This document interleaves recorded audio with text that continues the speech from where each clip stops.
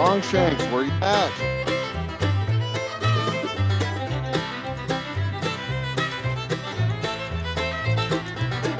Need my sound check.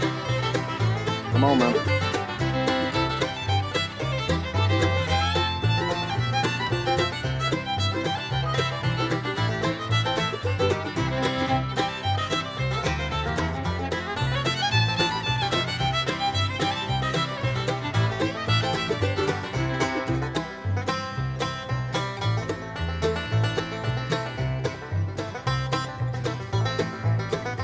All right, Longshanks is here. Let's go.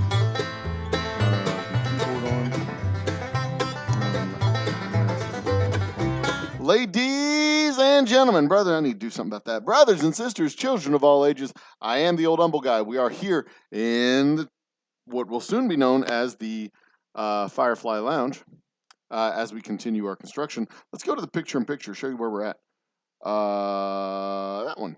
Yeah. So I am here underneath the camera on the other side of the place. That's my bar right over there. Ta-da! The bar. All 4 of my flavors are being displayed, plus the bottle that is sold out. I need to get that down. So what we're doing is I'm putting the skim coat on the walls and getting them set up for texturing. Today I plan on doing this section and where's it at? That section right there. Where's it? That section right there. Those 2 sections. Before we open up the doors officially and be open. We're open at 4 o'clock. I don't expect anybody to be here till probably close to 5. So I'll shut this down between 4 and 5 because my guests don't need to be live streamed. They don't need to mess with all that shit. But first, a word from our sponsors. And as promised, this video is going to be updated soon. Is your bar looking a little ordinary? Is it lacking something awesome? Well, head out to your local liquor store and pick up something extraordinary. Grab a bottle of Old Humble Straight Whiskey or Old Humble Special Reserve. They're clean, smooth, easy drinking whiskeys that taste the way whiskey should taste. From humble beginnings to an extraordinary finish, Old Humble whiskeys are what your bar needs today. Walk tall, be awesome, and drink humble. Old Humble Straight Whiskey and Old Humble Special Reserve. Get yours today. That's right. Get yours today indeed. Get off your butt, on your feet, get out there and grab a treat. See what I did there? I made a rhyme almost. I need to get a power strip. My power block for my phone is missing. Ding dang darn it. It's not supposed to be missing. It's supposed to be right here in the shop 24 hours a day, 7 days a week, so that I can use it if I need it. But I have a secondary power block that I can use. There it is, and it works. Hot damn. All right. So this is what we're doing. Skim coat. I learned what that is called all on my own by asking Twitter. So what the skim coat is going to do is basically give me a nice, smooth, level foundation on which to do all of my texturing and everything else. It's about a 1/8 inch thick layer of joint compound. I need to change from top comments to all comments. I have decided as well that I will be doing a chat fundraiser giveaway thing the same way I did before. Big shout out to our new subscribers. We have 2,690 subscribers. The goal for the year is to get up to 10K by the end of the year, which is a tall order because it is a super tall order because the most I've put together in a year is 1,000. And in order to get to 10K, I'm going to have to up that game a bit. All right, so that's nice and mixed up. Nice and smooth, nice and mixed. The goal for the year is 10K. The most I've done was 2020, well, this year, 2023. This previous year, 2023. Whoops. All right. Get all my implements here. And in 2023, I think 2023 I added 14 or 1,500. Can't remember the exact number. Hi, everybody. I'm the Old Humble guy. And this is a day in the life behind the scenes. Somebody's calling me from a 302 area code. I don't know what that is. Who's in 302? Do you know? I don't know. They can always find me here, but not while I'm live streaming. All right. So first things first, get some mud on the thing here. And I'm going to start in the corner and work my way to the outside. So what we're doing, I am doing a lot of DIY on my tasting room.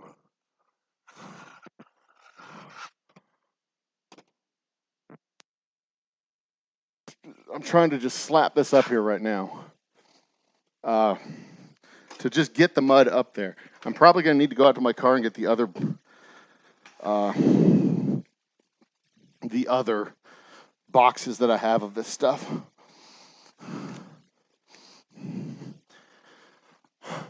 But that's fine. That's fine. I'm going to bring this all the way across, I believe. But right now, I only really need to go about 30 inches up. So I guess I should mark that line. Because underneath that is going to be covered up with the wainscoting. But on the other hand, I should probably go ahead and have a nice, smooth, even surface underneath the wainscoting. I don't know. What do you think? Should I go? The wainscoting is going to be about 36 inches. Go full 3 feet. Should I go below? Should I go all the way to the ground when it's just going to be covered up? Or should I?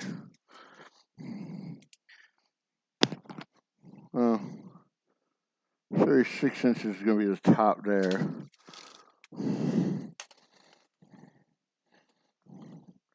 I don't know, you tell me.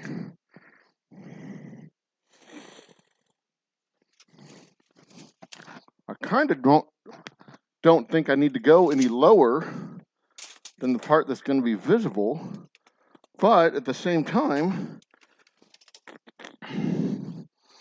it's going to be a minute until I get the wainscoting put in. So part of me says, don't worry with it. The other part of me says, it's going to look half finished because it is half finished. Why would you want it to look half finished while you're doing it?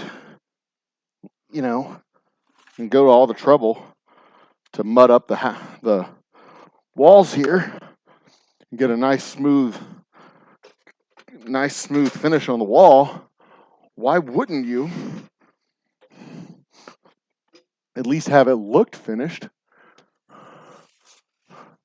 Right?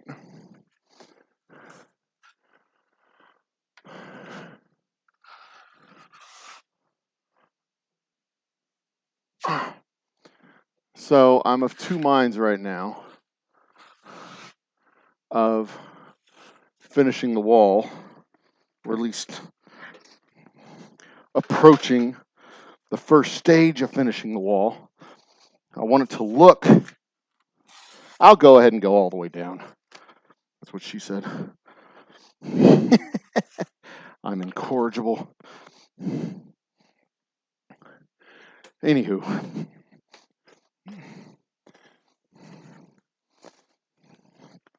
Oop, splatter. All right. Let's get this skim coat put on nice and smooth. Oops.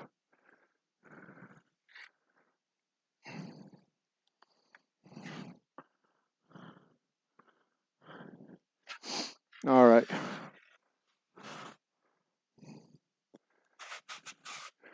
The last couple of times I've done a bottling, that's why you haven't seen much bottling on the channel lately, is because we had a full-on bottling party where we had civilians involved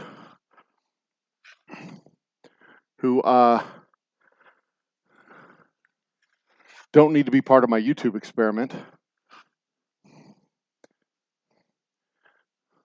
None of their business.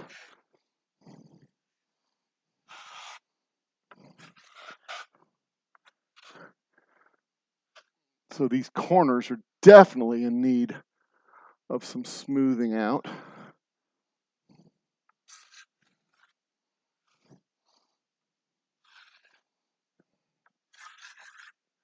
So the question of the day that I asked over on my Twitters was, if you could get a free restart,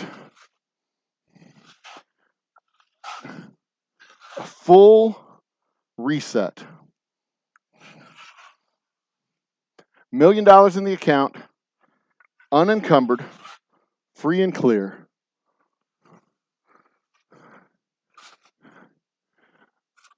would you do it? The caveat, the exception, the catch, if you will, was you get a free reset. No debts whatsoever, but also no assets whatsoever.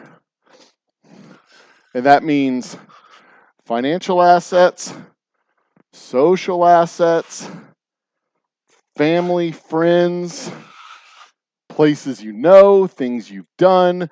You cannot go back to working at the things you used to do. You cannot live where you used to live.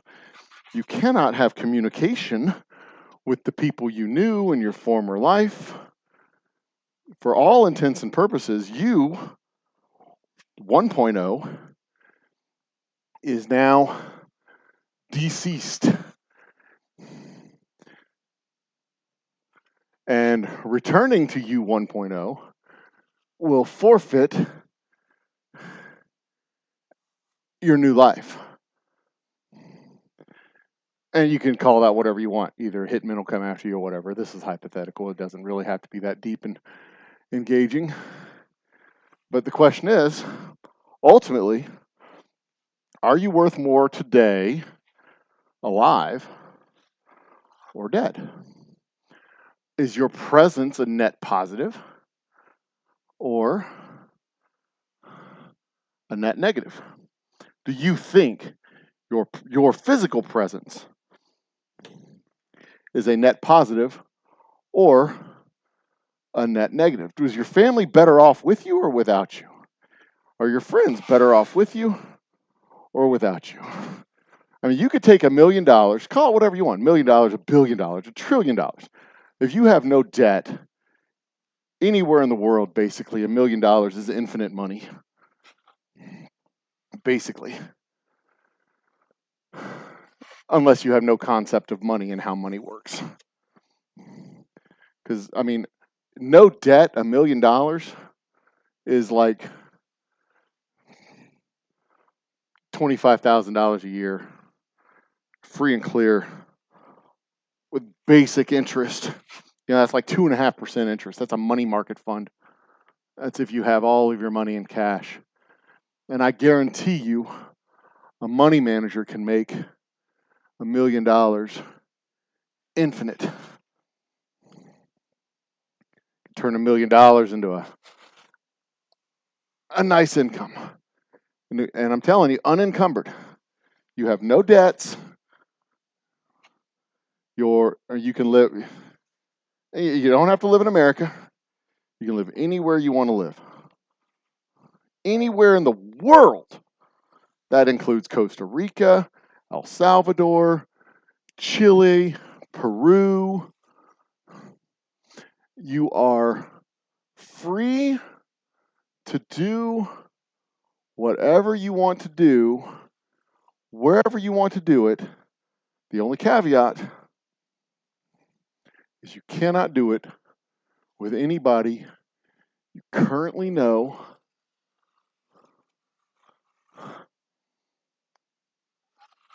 or in a place where you've ever been, because you might run into somebody you currently know.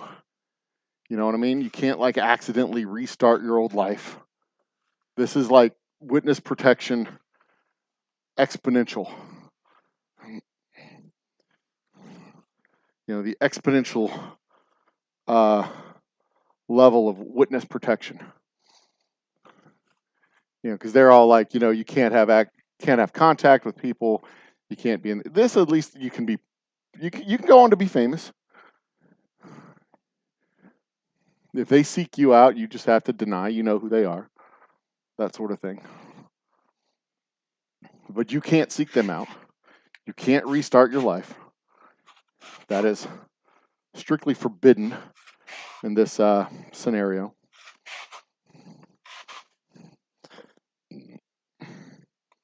Would you do it? I don't know if I would. I kind of like my family.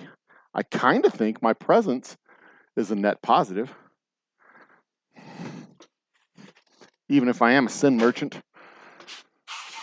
I kind of feel that my presence is a net positive. My current mode of existence, I kind of think, you know, I mean, even with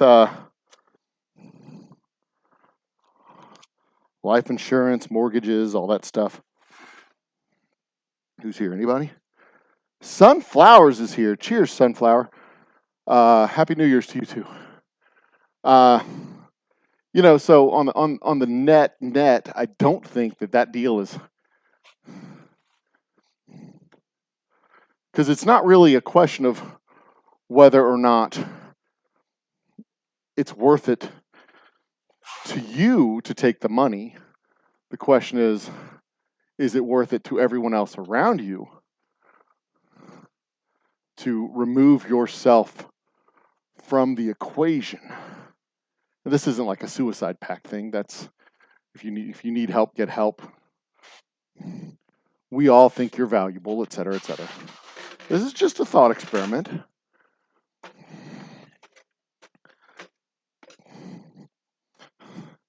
You know, because the world doesn't just go on, obviously. You know, you don't get to see your kids graduate.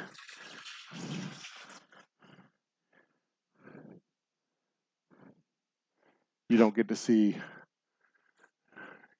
kids get married. You don't get to meet your grandkids. You don't get to do any of that stuff. And all of that so that you can do literally whatever you want to do.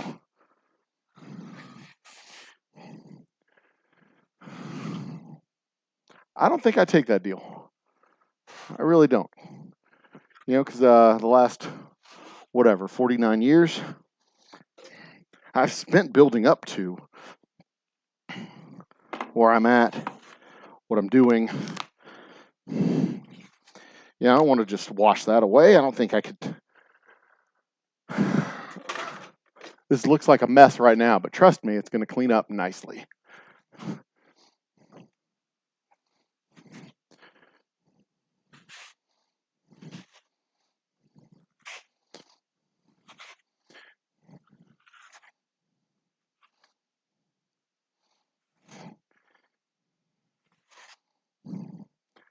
There's some more needs to be done there.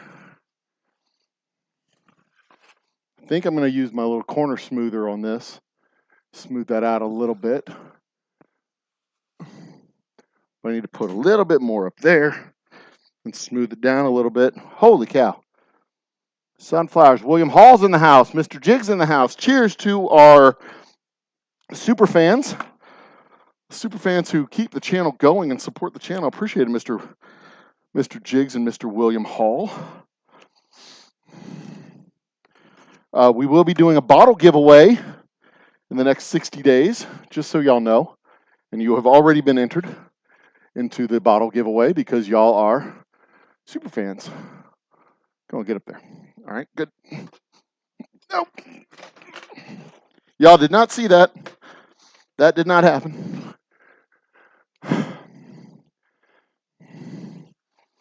Death by gravity over here.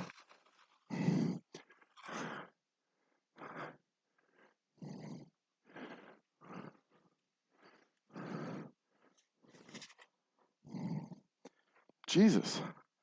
Are we that off? Are that much of a pit? I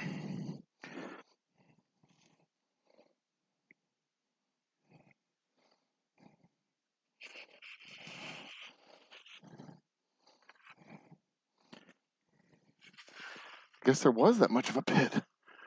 Come on. Get over here.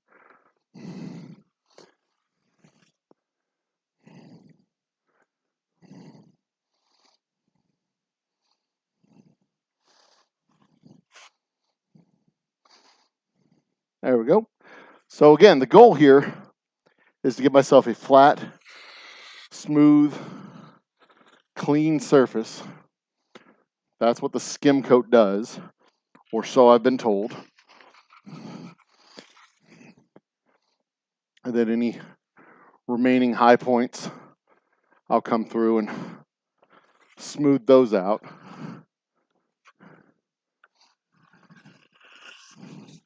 With sandpaper.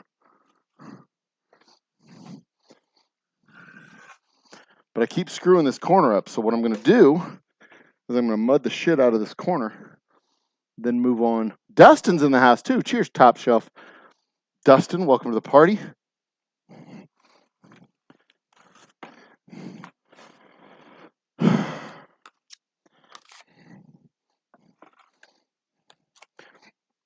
But I'm hoping that this will last me through the rest of this wall. Ah, there goes my level.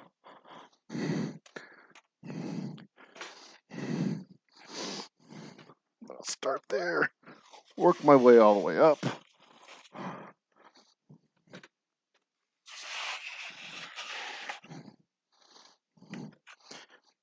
Another slap of the goop. Yeah. So yeah, that's the thought experiment that I've been playing with today. For $1 million, I say $1 million, but basically the idea is for infinity money. Would you wipe the slates clean? But that also means give up everything you've worked for all your life.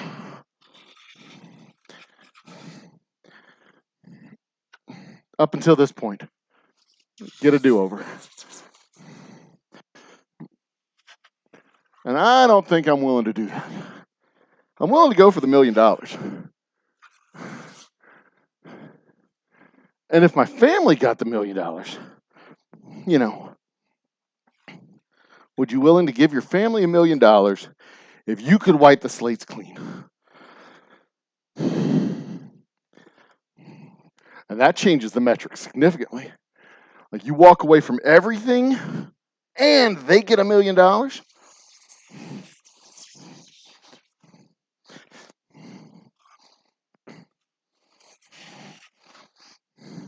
Of course, there's a lot of people that have $1 million life insurance policies. That gets dark real fast, but let's not go there, shall we?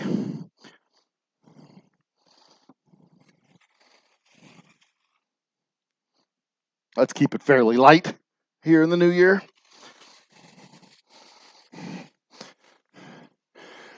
Without asking people if they would trade in their insurance policies for a fresh lease on life. I don't want to do that. Okay, old humble guy. Okay, old humble guy. All right, this is working better.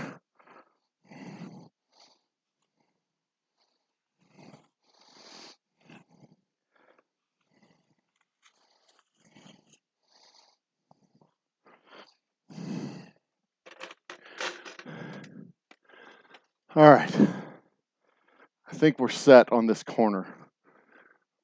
I can go up here, clean this corner off here. I don't think I need to use my corner tool here. I think I can just skim it right down here.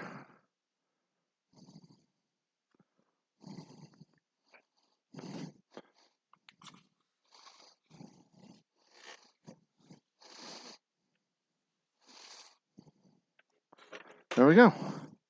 One last brush up. Mm-hmm.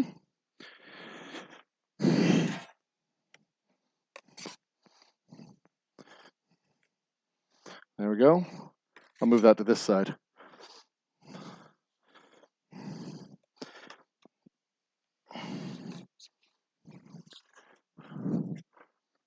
Okay.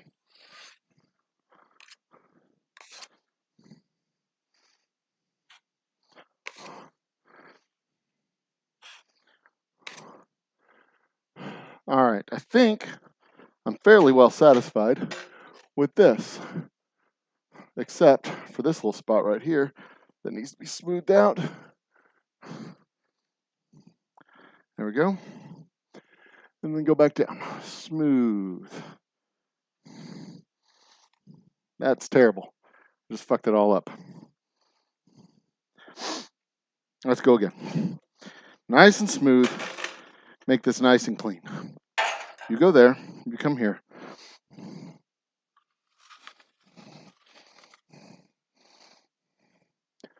Boom.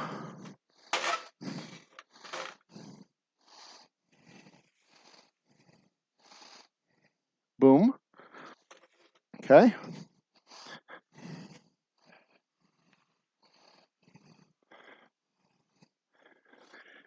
That's perfect. That is what I'm satisfied with right there.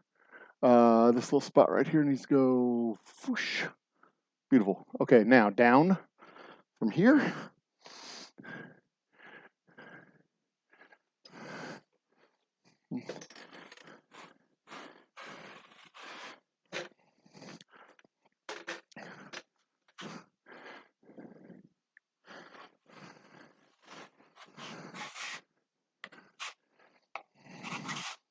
There we go. Nice. And then skim coat up. Whoop. From the bottom up. I am going to need to get some more mud from outside.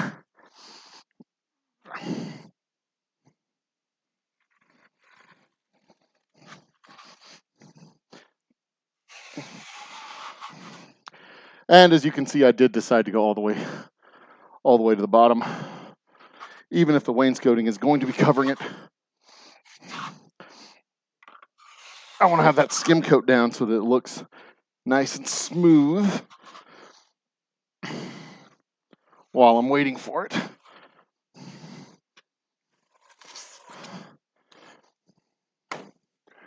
Go over there.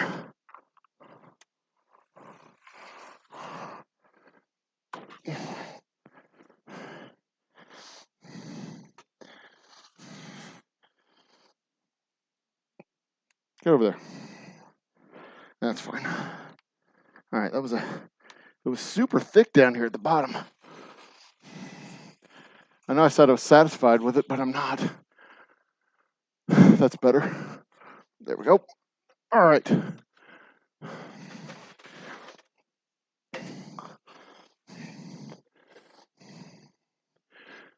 Over that. And oops. Smooth it down. Smooth it down.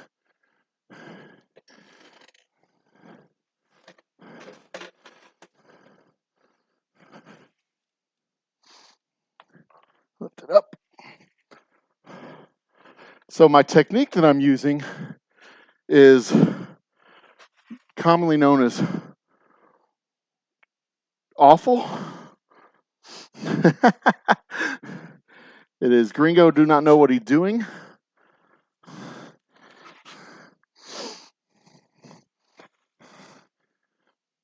But It's getting the job done, so I'm okay with that.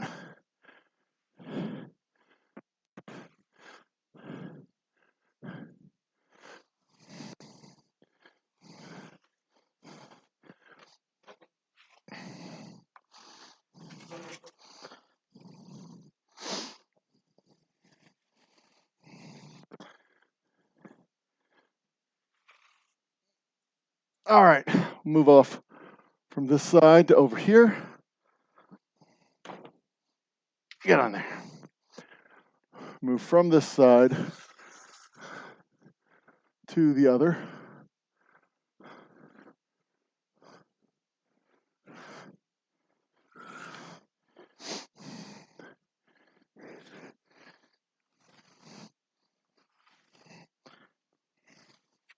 There we go. Nice and smooth. It's looking beautiful. Who's over here in chat?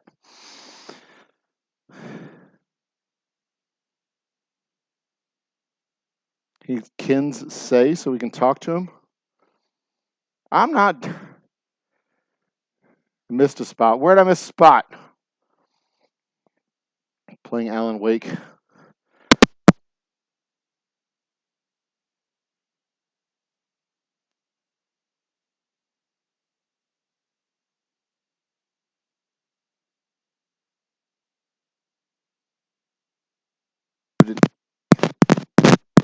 No, you don't get to turn 18 again, Dustin. You start over from where you're at.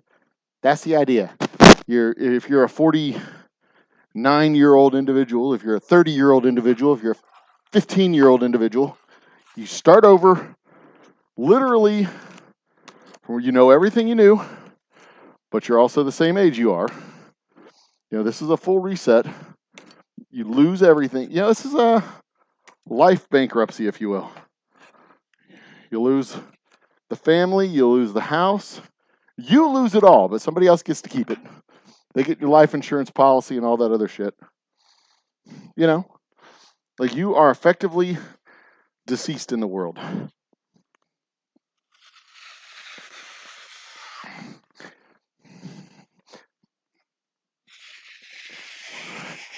Do you take the deal? I don't. I don't think I do. Because I want to see my kids graduate. You know, I want to see them get married. I want to meet my grandkids. And if I start over at this age, I will not see my grandkids. I won't see my boys get married. You know, I look forward to growing old with my wife. I know, it sounds sappy and dumb. Old humble guy, you're such a dork. I know.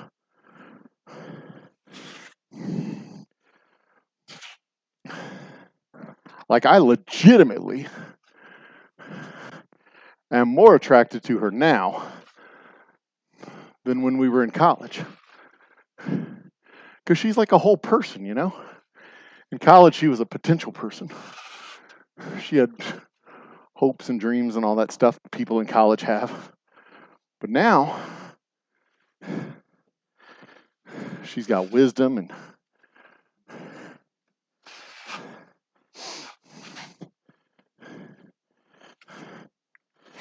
just, you know, the kind of beauty that comes with age that 20-year-olds don't have.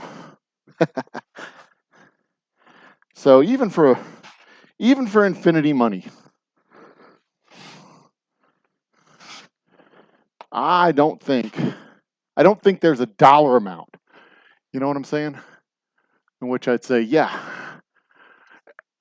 I don't think I've fucked up enough. I'm sorry, algorithm. I don't think I've screwed up enough to say, yeah, let's do a do-over. Cosmic deities that control these. I mean, I've screwed up plenty. What I wouldn't do to be able to restart the distillery from day one. Jesus Christ. And not do the mistakes that I've made? Oh, that'd be cool.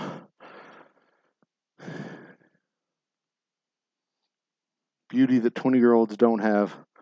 word doesn't mean what you think it does. Oh, it means exactly what I think it does, my man.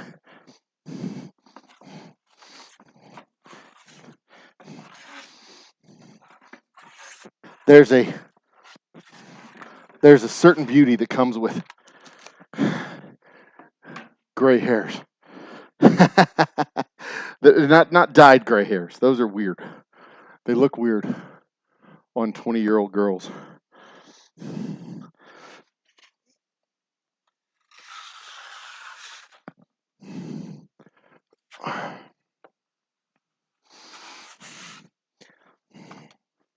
Come on, get in there. I think I'm close to done. I'm close to done with this wall, mostly because I'm almost out of mud. I need to go to the car and get fresh mud. Which means y'all are about to get a commercial break.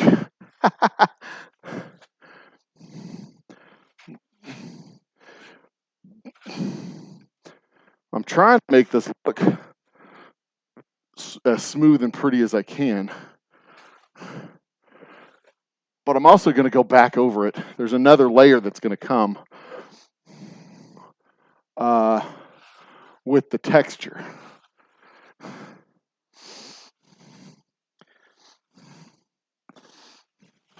Whoops. So let me run to the car. I think this will actually reach all the way out to the car. As I go out into the sunshine, God, it's beautiful out here. You don't live in Texas. I mean, there's plenty of reason not to live in Texas. Don't take this the wrong way. But Jesus Christ, it's beautiful. This weather. It's December. January. Holy crap, it's January. And it's just glorious outside. Just absolutely glorious. You people up north sitting in the cowering inside because it's 2 degrees or whatever it is outside of Texas. I mean, don't get me wrong. If you're a woman or teacher or nurse or pretty much anybody other than, middle-aged white male patriarchy endowed individual, like, it's gonna suck on some level at some point. You're gonna run into, something, and we'll be all like, yep, that's just how it is in Texas. Sorry.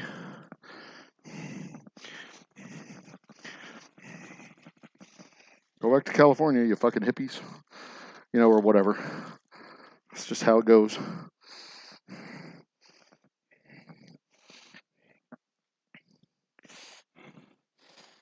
Urgh.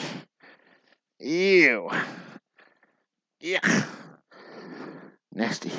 All right. I'm sure there's a way to get the rest of that out of there, but there's that benefit, the utility, the reward curve. The more work you do, the less you get out of it. Like, it's going to take me another squeeze for sure. And look at that, I'm only getting that much. All right, that's enough. I should have learned that lesson when I was 15, right? Boys. Anyway, what am I looking at? Jigs. See you, Jigs. Have a great day, my man. Have a great weekend. Enjoy yourself. But seriously, the weather outside is absolutely glorious. I'm going to give this a little spin, a little mixation here. Smooth it out a little bit. Make it easier to...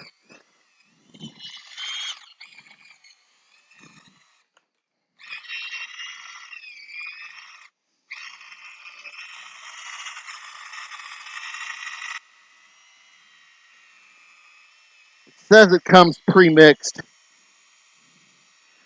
but it is way thicker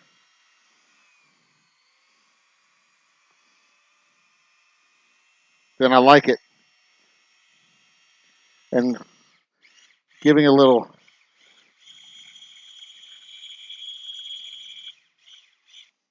hit here helps it to be more like more of a, I don't know, more of a pudding consistency, less of a peanut butter, more of a pudding I think. Get that up off the ground there. Some fresh mud here. I don't need much more because I got this thing mostly covered in my skim coat. Mostly. I only have like this section down here that I really need to mess with. This section up here is I'm pretty satisfied with. That's a little bit thin up there, and I may hit it another time.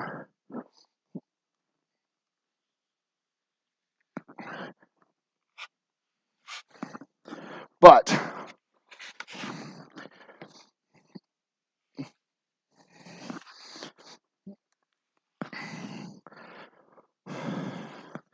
that won't take but a second to climb back up on the stool and give it another smoothing.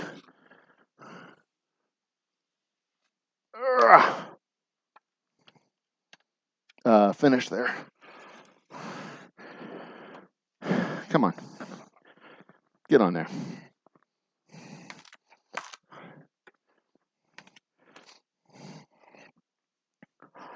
Safety Doc is in the house.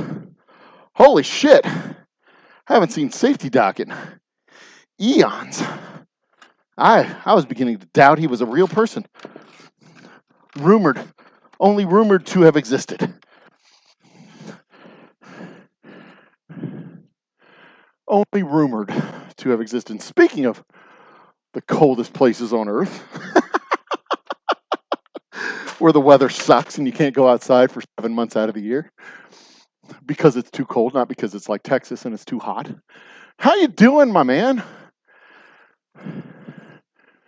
Whew. There we go. Smooth and pretty. Look at that. Smooth and pretty. I do have a before picture that I can post for the people on the Twitters.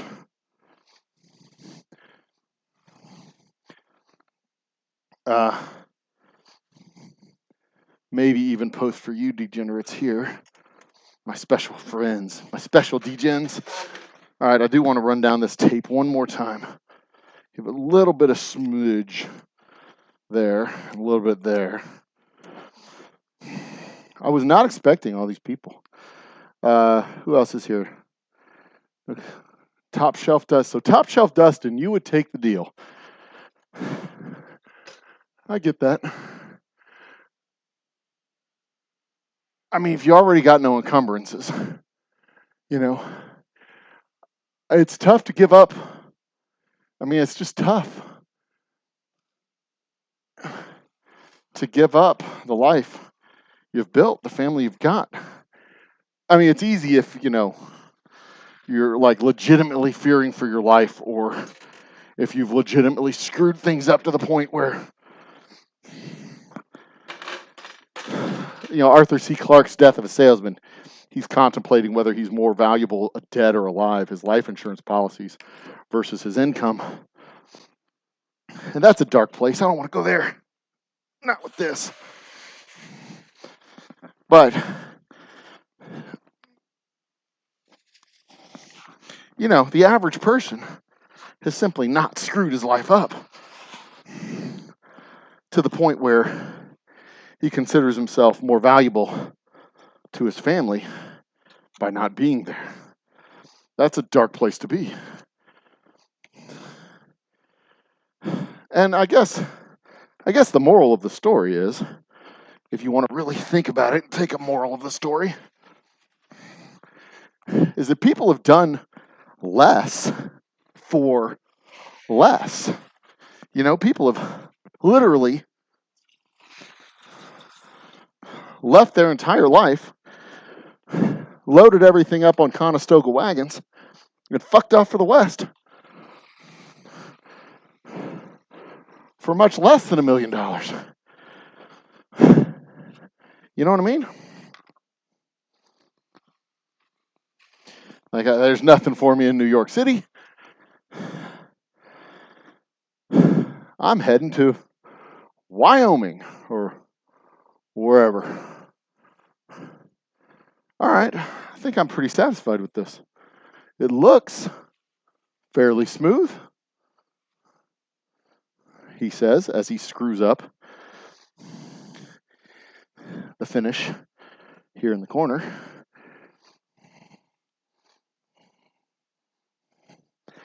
I guess it's the risk-reward matrix for some.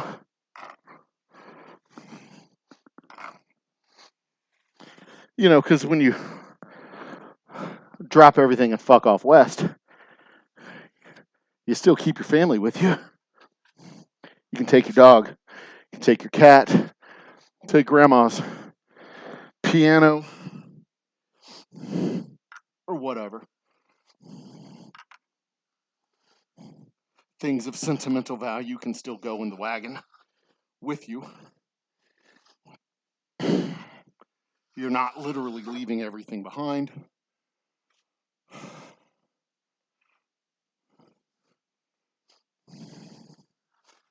Because you're literally taking most of your life with you. Family, in some cases friends. You can still write letters home and all that stuff. So you're not really leaving everything behind. In this thought experiment, you're literally leaving everything behind. And if you can't figure out how to live like a king somewhere in the world on $1 million endowment, then you've got a terrible money manager and a horrible lack of imagination. Because the cost of living in Chile is like 700 American dollars a month. Telling me you can't get by in Chile on $700 a month? They're just living like a normal goddamn person? I guarantee you could. Simple life. Never meant you no harm. Oof. There we go. All right, now let's see if I can fix this corner that I screwed up. First off, I was satisfied with it, and then I did stuff to it like a dumbass. What we got? Who's going on over here? Do I own or rent this building? This building is I rent my space in this building. So the answer to your question would be rent. This is a leasehold improvement that will be depreciated over the course of my lease. No snow on the ground in southern Wisconsin. In fact, it's the latest date and counting without a snowstorm or ponds. Lakes freezing in our area. Huh. Interesting. All right. I'm going to smooch that out there. Let's try and smooth this down one more time since I fucked it up because I'm an idiot. This is a deep gap that I've got here.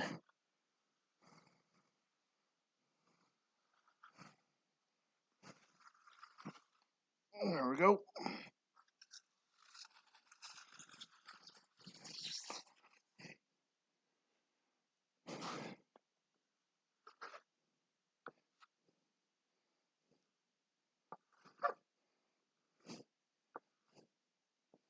Come on.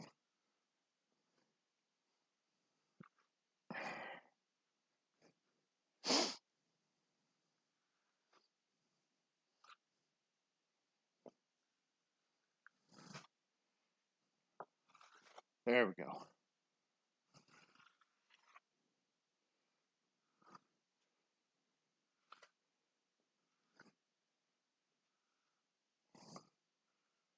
This corner looks like shit.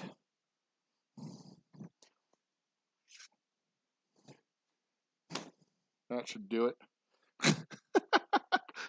Give me another one. Right there. All right, that should do it. That should do it nicely.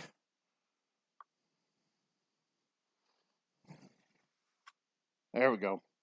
Nice. Speaking of nice, I don't know if you've heard, but the Postal Service is raising the price. Their 66-cent stamp. You know what they're raising it to? 68 cents. Of all the short-sighted, dumb, idiotic business ideas, you always leave it to the post office to do something dumb with their business plan. I mean, they could have gone with a Forever 69 stamp, but did they? Nope. They decided to screw it up. I mean, how do you screw that up, really? They could have sold billions of stamps by setting the price at 69 cents. Who wouldn't? I mean, other than pearl-clutching biddies who just don't like to have fun. Who wouldn't do that?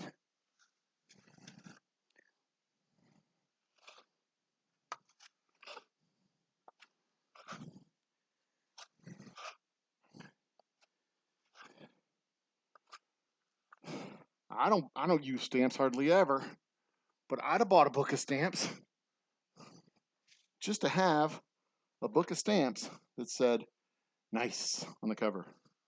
You know what I mean? You'd have done it. Don't lie. All right, I think I'm satisfied with this. I'm going to stand back, use my small trowel, and clean up any little imperfections that I need to clean up. Like this.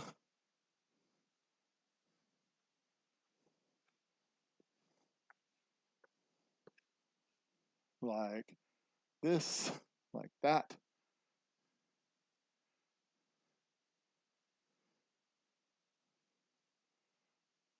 Like that. Like that.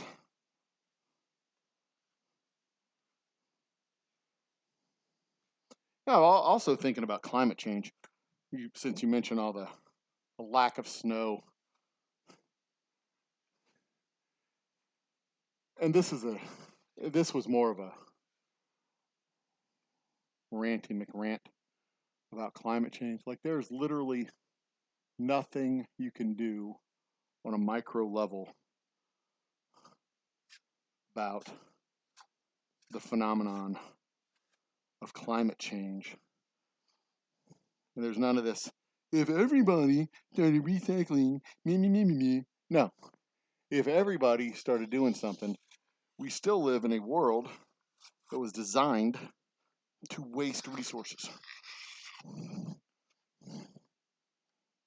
The world we live in is designed to be, holy shit, that's thick,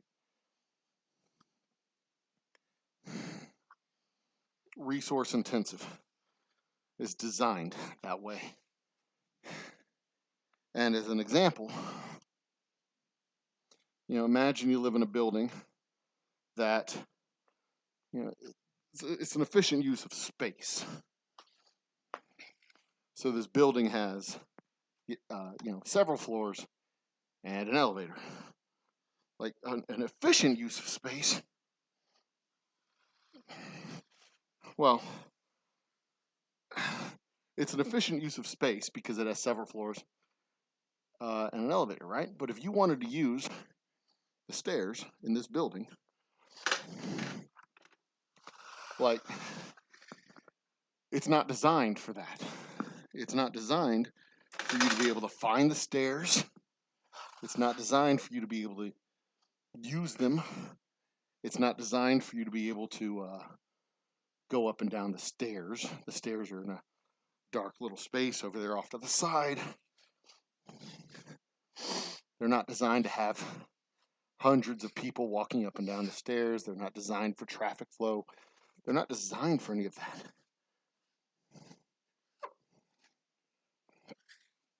The elevators are. The elevators are designed for all that. I mean, if it was designed for people to use the stairs, then the stairs would be wide, easily accessible. The building would be flat and wide, or flat and long. I think I'm satisfied with this. Nice and smooth, nice and flat. Nothing thick down here at the bottom. Big long lines here. Smooth that out.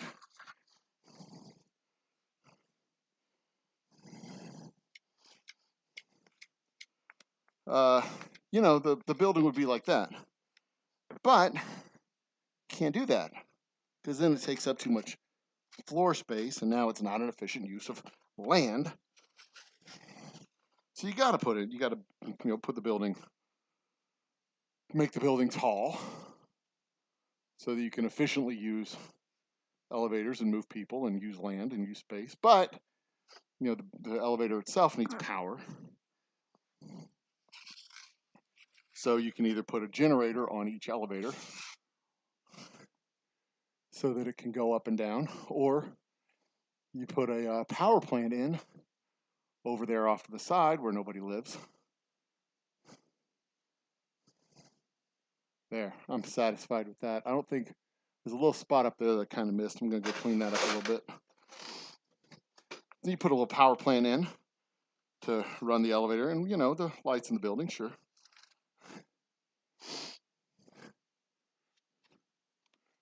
But now you need to feed the power plant, so you have all the pipelines and stuff going to the power plant, the roads and railroads and stuff to bring it the resources that it needs to operate.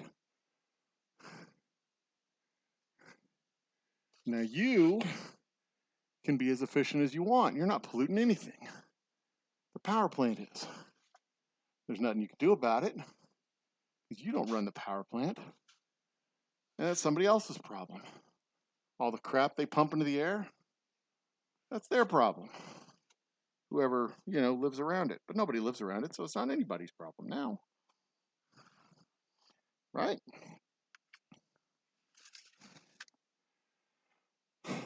So, no amount of stakes that you forego is going to cut back on climate change. No amount of, you can be more efficient with your use of electricity, sure.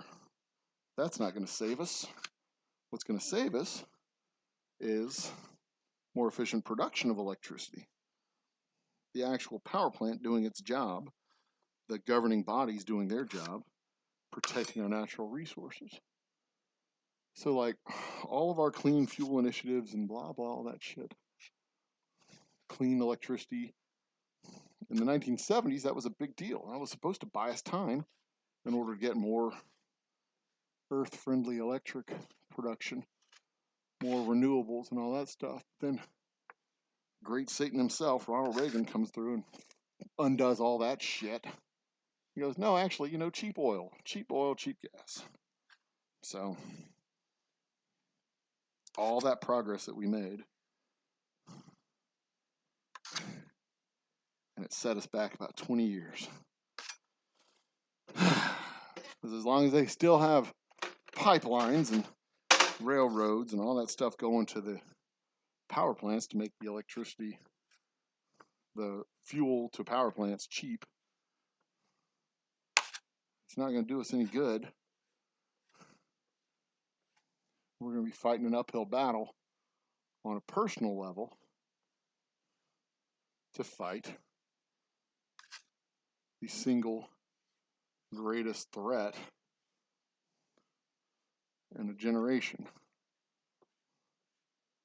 We know it's there. We know it's happening. We can lie and say it's not, but we know it's happening. We're not stupid. At least most of us aren't. One little spot up there that I need to get. This one right here. That's a little spot right there that needs to be got. Gotcha. All right. That's pretty solid for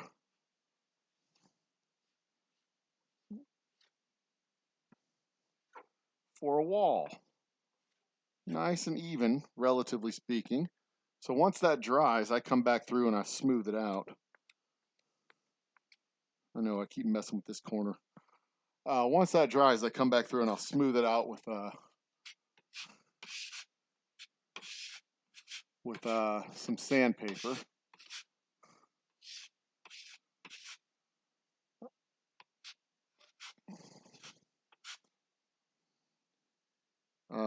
I see a couple of spots over here that kind of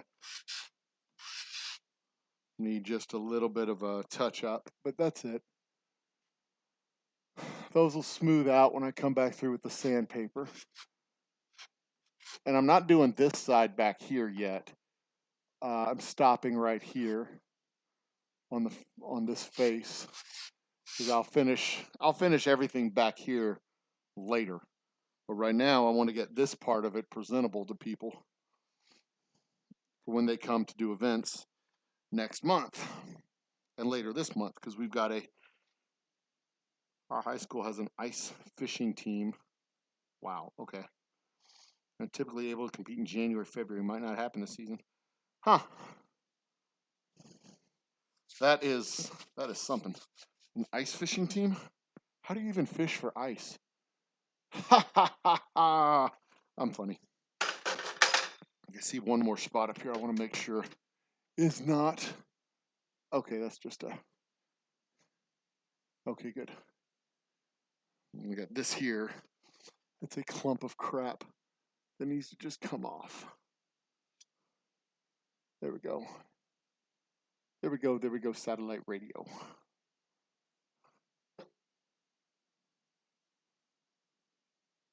Is that a hair?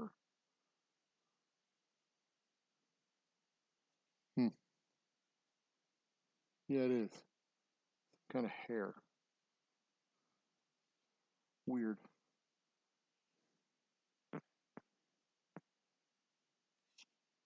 There we go. See, that's not the corner. That's one of the corners that's a little fucked up on this wall. It's this wall. It kind of bows out down here at the bottom on the far side, so it kind of goes up. That's exaggerated. It kind of goes up like this, and it's a little bit. So this corner kind of bows in a little bit here, but that's all right. That's just how it happens sometimes when you DIY a build out. Okay, so I've got this section that I want to do. It's got an outlet hole for the internet. And I'm going to do this section here, and maybe I'll get to this section here, but I've got to take that wall plate off up there. So I need to get to my screwdriver.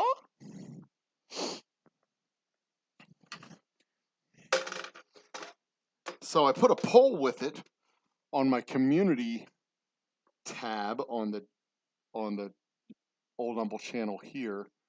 A poll with the question, the reset question. Would you take the $1 million reset if it meant giving up literally everything? I don't get much interaction on the community tab on my page here, but on the Twitters, on the Twitters we got some action and reaction to it. If I go over to the Twitters, that poll.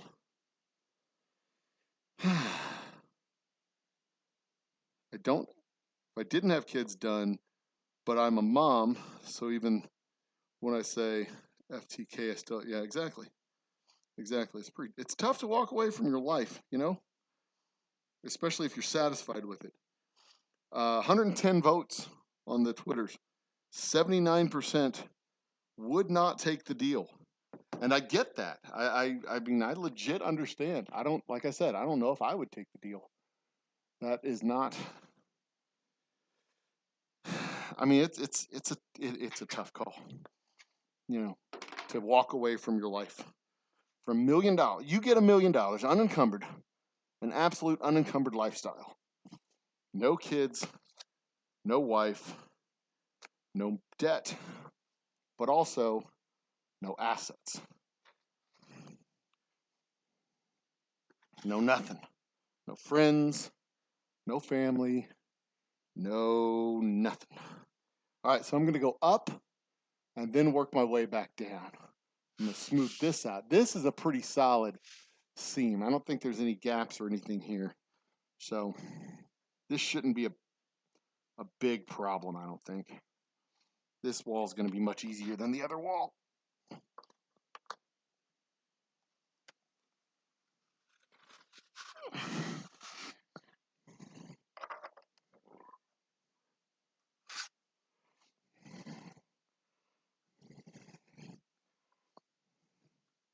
Smooth up. A fresh splotch here.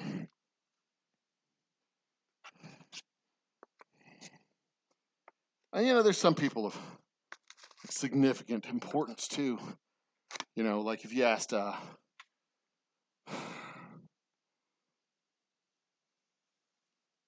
people who run multi-billion-dollar corporations, even, they've got a lot going on, that sort of thing. I doubt they'd take the deal.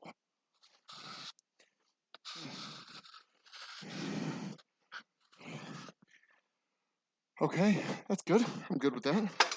Pretty satisfied so far.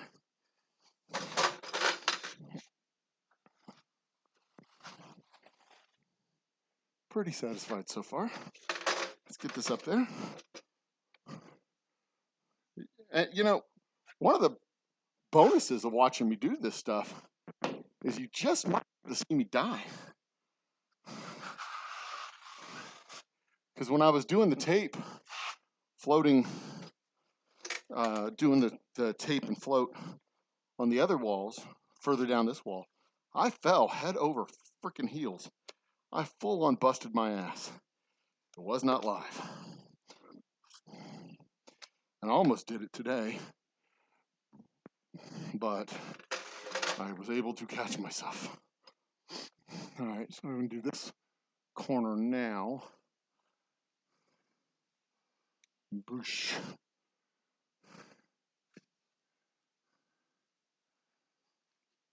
Boosh.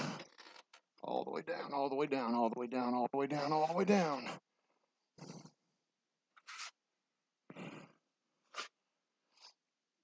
Boosh. All the way down, all the way down, all the way down, all the way down, all the way down, all the way down. And all the way up. Okay. Nice splotch there that I will relocate to there.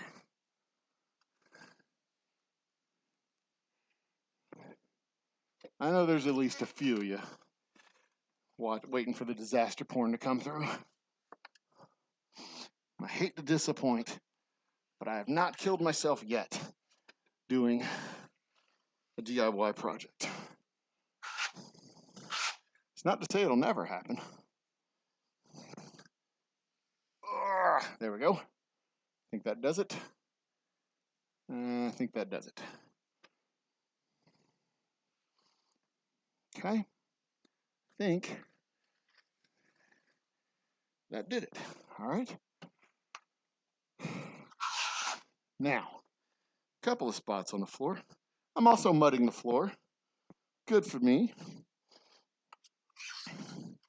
But the floor will, I'm not going to say it'll clean itself up, but it will be cleaned up.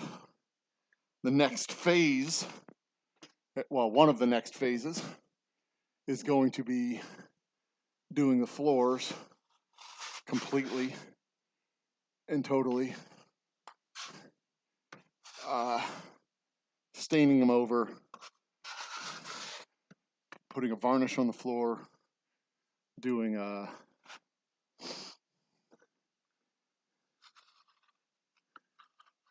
Oh, shit.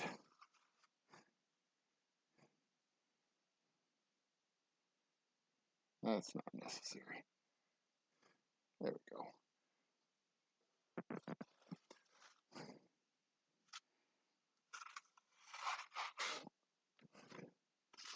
Doing a stain and a seal on the floors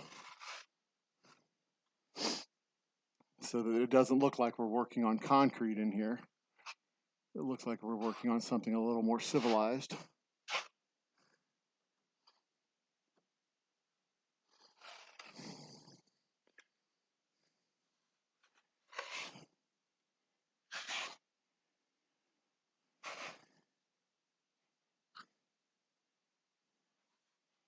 There we go. Nice and smooth, nice and even.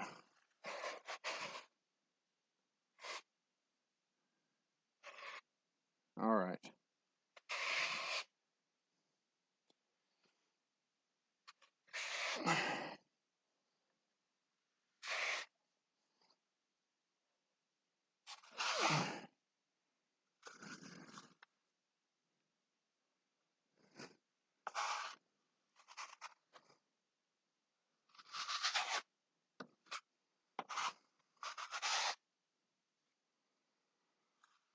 Okay.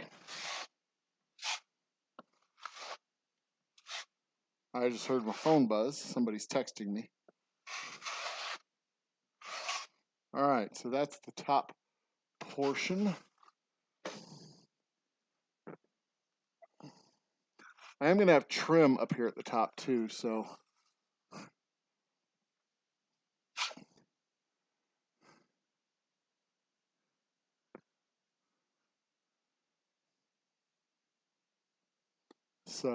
I'm not really worried about it being too pretty.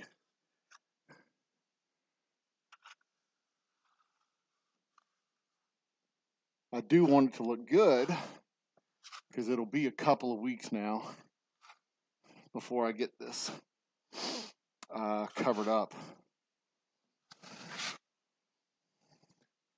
with texture. You know what I mean? Maybe, maybe not. I don't know if you know what I mean. I don't really care. Because I know what I mean. I'm going to say a couple of weeks. The goal is to get this textured and clean by next week, next Saturday.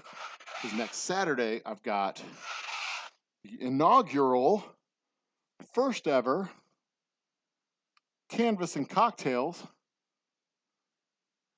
which people said they were interested in doing. Jesus. So I set up an event, contacted a artist, and said, hey, let's do this thing. People seem to be interested. Set up tickets. They're like, oh, wait, it costs money? Yeah, you fucking morons.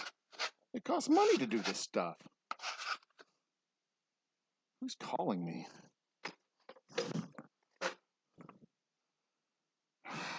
Someone from Minnesota. That's sad. How close are we to opening? Is it 5 o'clock? 3:45. Okay, so I'm going to finish this, and then we're going to shut down.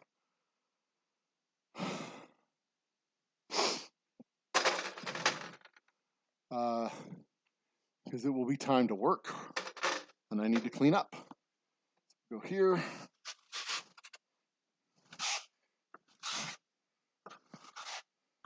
All the way across and down.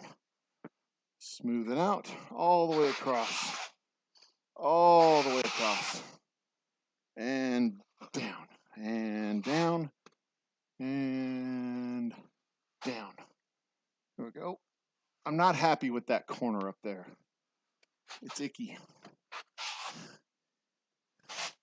But I can fix that with my little trowel later on, which I will. And if everything goes as planned, should have enough mud in this bucket to do the next 2 sections, maybe the next section for sure, but the next 2 sections possibly.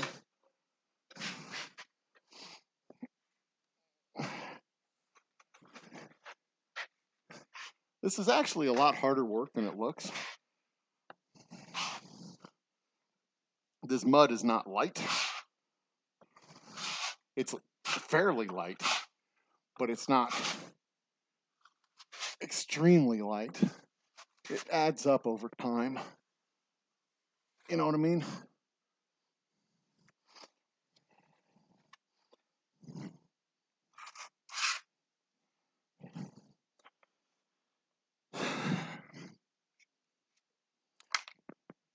It accumulates.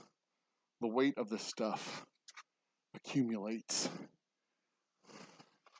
Like a 5-pound weight is not much by itself, but you lift it 500 times, and now all of a sudden, you know, your arms start to hurt because the repetition of 5 pounds again and again and again and again and again and again.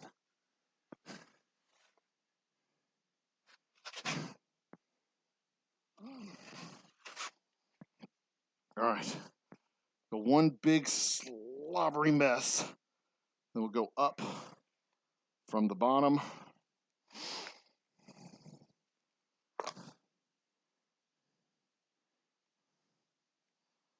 Minnesota. I don't know anybody in Minnesota. I do know people in Minnesota. They're probably the label guys contacting me. Hey, do you need labels? Did I contact you and tell you I need labels? What makes you think I need labels? Just want to let you know, we still make labels. I know you make labels.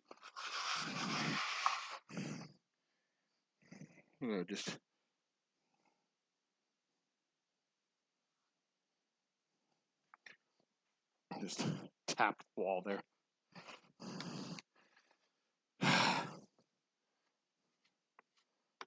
Clean up a spot that I just knocked into the wall.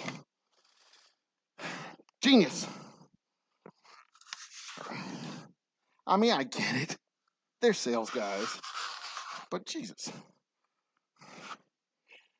It's not like I'm out here printing labels just for fun.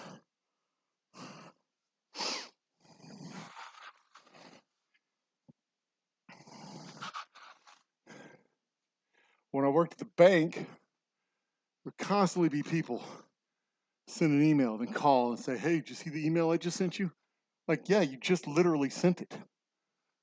Did you get the read receipt? Yeah. Okay, well then I saw it. Were you going to answer it?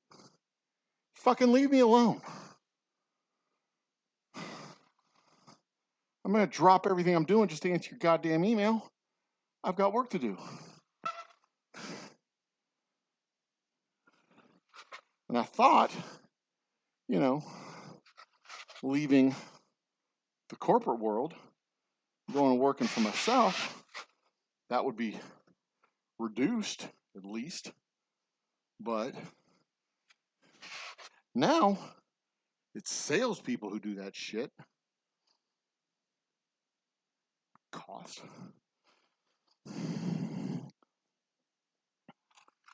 It's salespeople who do that shit. Where they send me an email, they call me to follow up on the email, then they send another email. Hey, I just want to know if you saw the email. I'm just following up. Like, yeah, I ignored it the first time, you dipshit. Watch me ignore this one too. Just want to know if you wanted help with your IT. You don't know anything about my business. How do you think I need help with IT? How can you help me with IT if you don't know anything about my business? And I know you don't know anything about my business because you're asking me if I need help with my IT. If you knew anything about my business,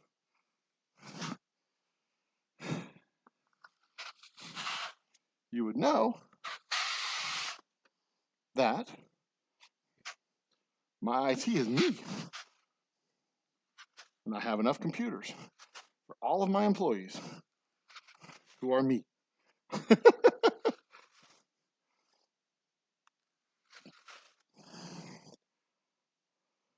All right, let's go down here. Up a level. Go all the way across.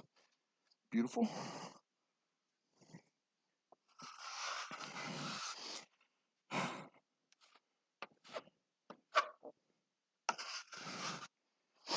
Okay. A couple more runs across, and I'm done.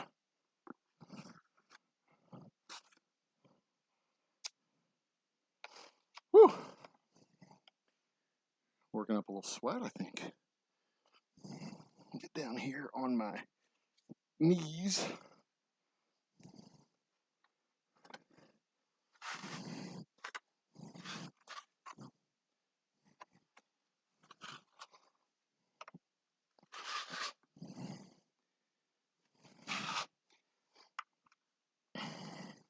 I mean, I can appreciate the hustle, don't get me wrong. It's just annoying.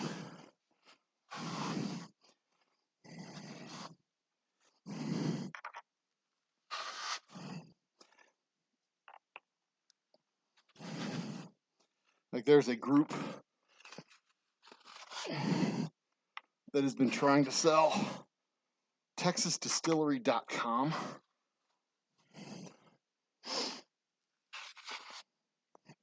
And they'll contact me. They'll let me know that the domain's for sale for $650.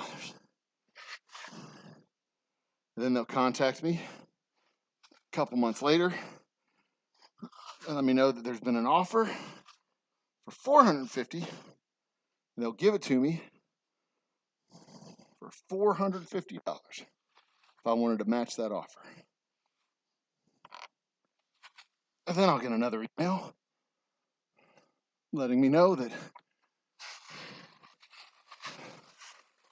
it's still available for $350 if I wanted it. But this deal was not going to last long because they got two other parties that are interested at that price.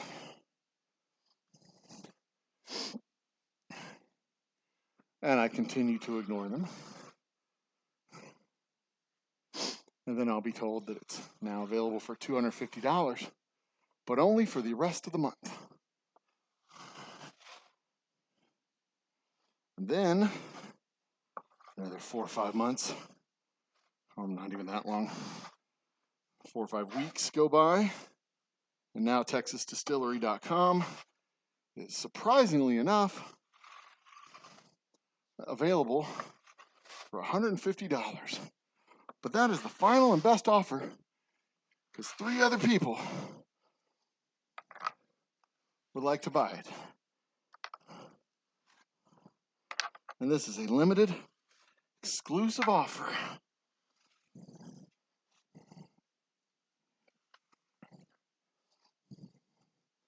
Which I also ignore because I don't need that website. And then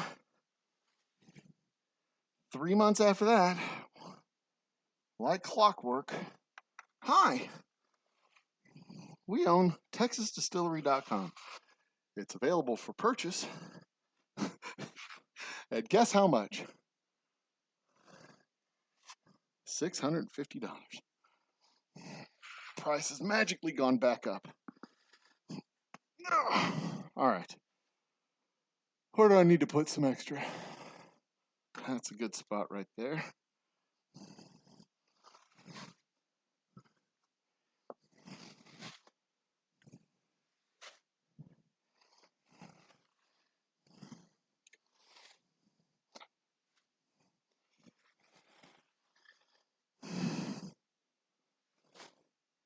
Between the people who contact me who I don't want to talk to and the people who don't contact me that I do want to talk to,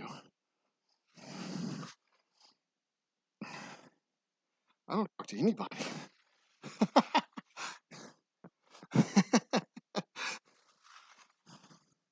It would be nice if the people who said they'd call would call.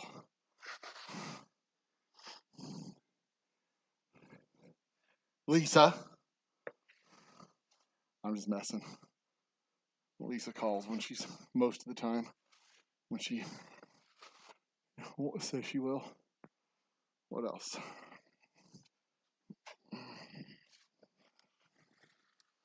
That.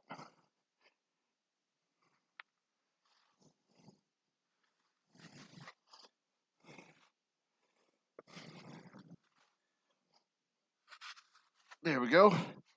And there we go.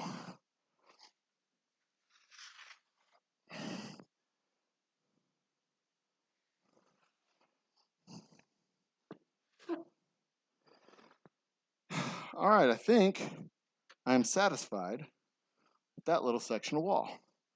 Got a few little spots that I want to clean up, that I will clean up with this little spackler. Who's on the chat?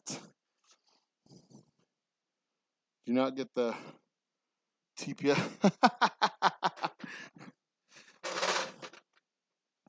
Oh, the TPS reports.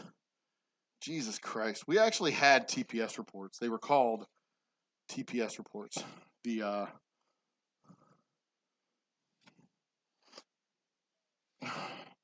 Trust Performance TPS. What was the S? Trust Performance Statements. Trust Performance Status reports. Trust Performance Status reports that we had to do. We always got a good laugh about having TPS reports we had to do. They were basically investment reports.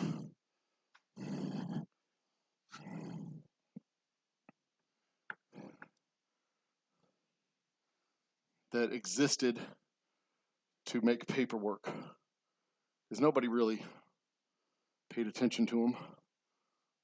I know, because I ran the meetings where we talked about our investment performance reports, trust performance reports, TPS reports. And at the end of each meeting, I would take the stack of reports, put them in a folder, and put the folder, big accordion folder, and then put the accordion folder in a drawer where it would then sit for 3 years until we threw them out. I wish I was lying. That's exactly what we did. They existed so that when auditors came through, they could say, "Do you have the TPS files?" And I would say, "Yes." And I would show them the files, and they would say, "Okay." And they would check off a box to show that we did our TPS reports. We did the minutes, we did the meetings, and that they existed. It was so mind-numbingly stupid.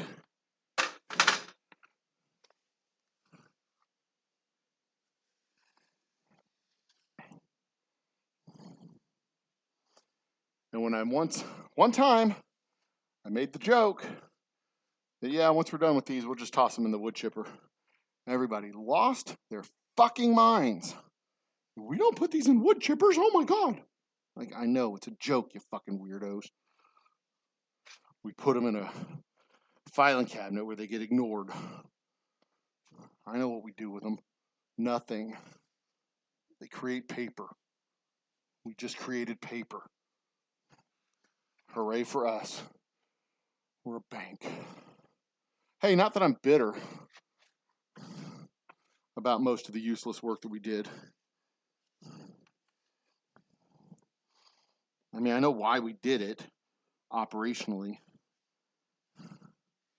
That's so management would know that once a quarter,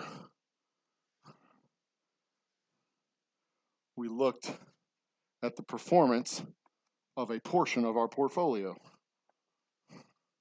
And that over the course of the year, we would have looked at the entire portfolio. Or at least that we would have documented that we did that. When in reality, all we did was fill out a piece of paper. Everybody knew the game. But if you didn't do it, well, that would be grounds for termination. Because you're not following policy. I think I've gotten all the spots that need to be gotten.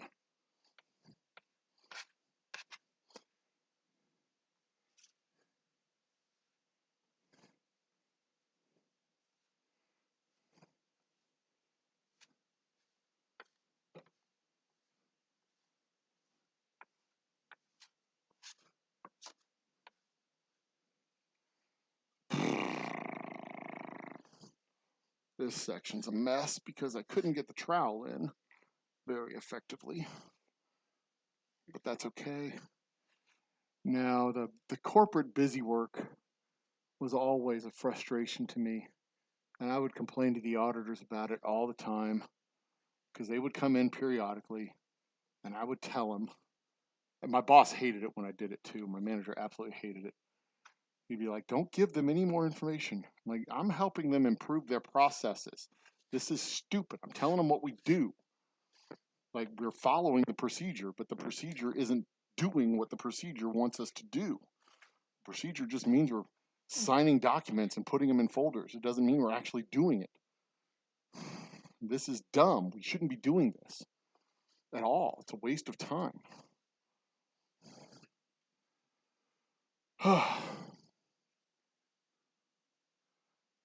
Needless to say, I am in no rush to go back to corporate America. I am perfectly happy making whiskey. I would like to continue to make whiskey for many more years to come. So go to oldhumbledistilling.com/shop online and buy a bottle or 6. Do I have a Dwight Dunder I didn't have a Dwight, unfortunately. I had a Monzella, a Monzi, who was supposed to be my assistant, but my dickhead boss, David fucking Falconer, I don't mind saying his name, my dickhead boss, David Falconer, would send her off to do busy work that took her away from doing work for me.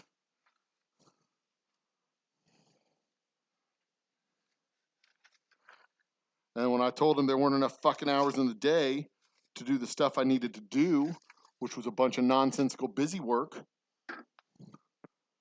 he'd be all like, well, why don't you have Monzilla help you out? Because I can't.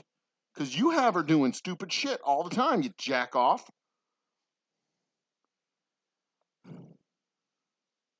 I thought it would have been funny at the beginning of the pandemic to sign him up for a dildo of the month club, where he would get a different dildo sent to him each month at the office. But I didn't. Partly because I didn't have enough money to do it. Well, actually, entirely because I didn't have enough money to do it. I absolutely would have done it if I had a free $30 a month hanging out. I'd have 100% signed that asshole up for the dildo of the month club. He absolutely deserved it 100%. How's that look on camera? Let me look over here on camera. How's that look? Does it look like it's done? Oh, it looks like it's behind the chat box. Let's see here. Let's turn it. Nope, wrong way. Let's turn it that way. Yeah, that looks actually quite nice and smooth. I mean, it's going to get sanded down and smoothed out. There's sections that are a little bit thin, like this one, that needs to get a little bit of putty on it. And this section here, that needs to have a little bit of skim coat, if you will. But I think I'm fairly satisfied with that section as well.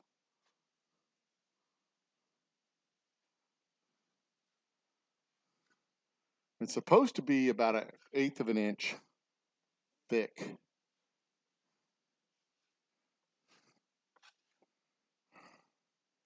About.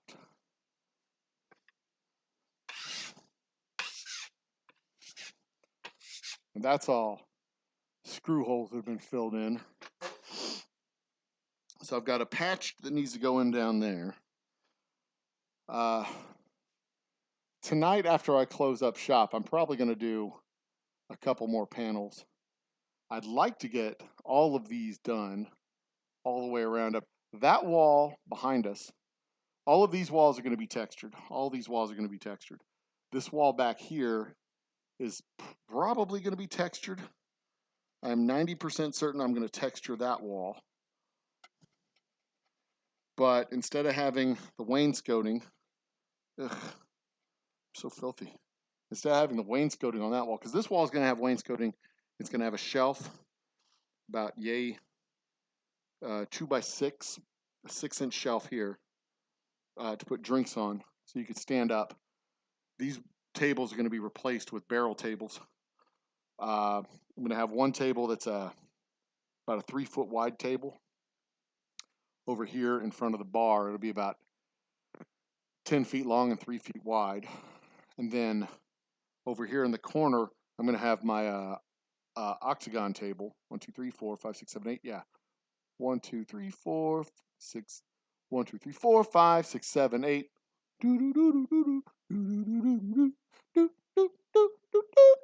Anyway, I'm going to have that octagon over there. And that's where we're going to film our podcast, or record the podcast, 2 30-minute episodes at a time.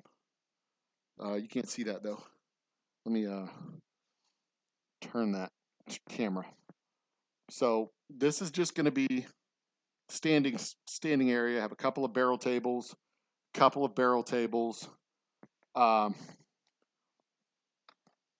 This is the stage. That's where the octagon table is going to be. But I'm also going to have a lower table to eventually, a lower table to bring in, like a coffee table type table, to bring in for the podcast, where me and Jody Summers are going to record our podcast. 2 30-minute episodes at a time. It'll be broadcast live on the YouTubes, possibly a members-only broadcast. Possibly a members-only broadcast when we do it live. And then the recording will come out. After the fact as a regular show. But the wainscoting, again, about 36 inches up, which would be right about here, give or take. About 36 inches up. Corrugated steel, wood trim, 36 inches up. Although it might stop here. No, we'll go ahead and put it all the way around. And then, but instead of having the shelf will be here, but the trim will keep going up. The wood trim will go up and all the way around and back down. So this will be the same wood that's as the trim. And then the wainscoting will come here to the door. The trim will go up around the door and down. And of course, we'll have the trim around the top too. The same wood trim around the top. And then the wainscoting will stop here. It'll stop here. Y'all can't see me. There we go. It'll stop here at the door. All the way up to here. Then we'll have our big barn door here, which will slide in. And then this wall here will be this wall here. This one. This wall from the door to the bar is going to be a big mural. But it'll be, I'm going to go ahead and texture the wall, but it'll be muraled from the barn door to the bar. And then behind the bar, we'll have our display case. And then back over to here. So it's not going to just be this bare, sterile, gray environment. We're going to have a nice, comfortable, welcoming space. That's, fun for the whole family. Especially if you like to drink whiskey. But I need to put a little bit more here.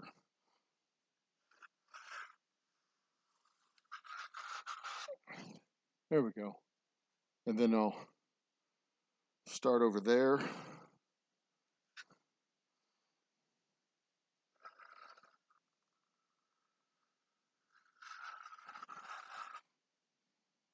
Yeah.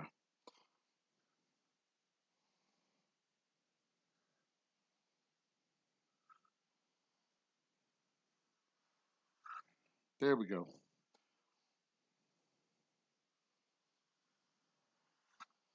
There, perfect. Perfect. That's what I'm looking for. Almost perfect.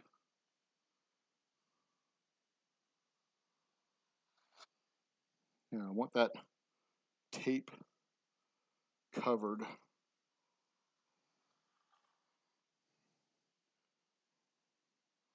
So when we come back through with the texture, it'll be totally invisible.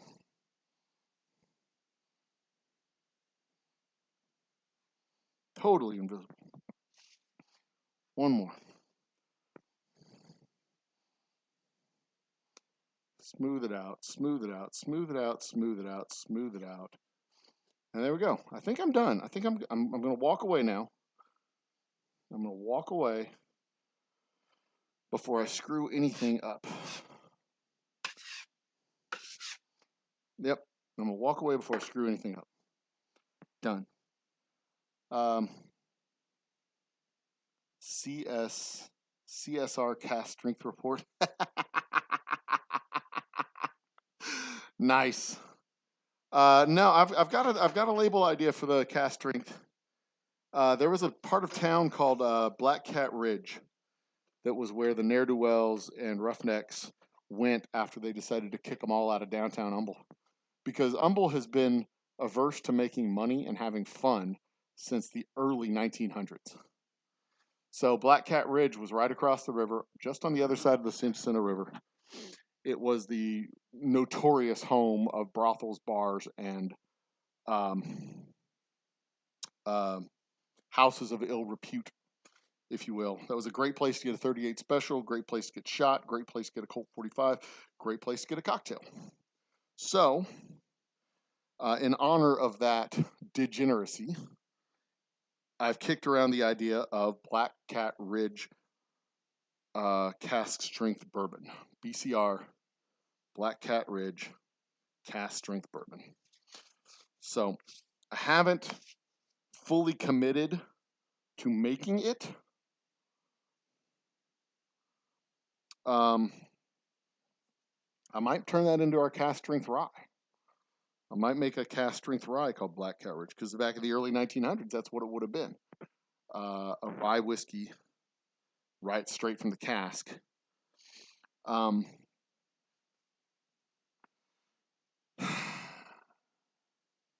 don't know. Haven't decided yet. Haven't decided. That's still a good 2 or 3 months down the road, at least, before I decide to do it or not to do it. To do it with the bourbon or do it with the rye. Because if I do it, I'll release it with at our spring festival. I think a limited edition, 375 mil.